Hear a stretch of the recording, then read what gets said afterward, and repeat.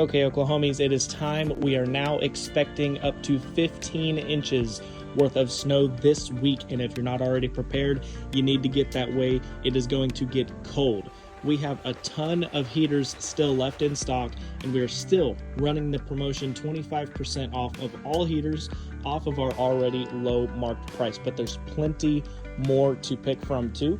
We don't just have heaters, we've got snow blowers, we've got generators, we've got those faucet covers if you haven't already gotten them. So y'all, please get prepared if you're not already. This one is going to be big.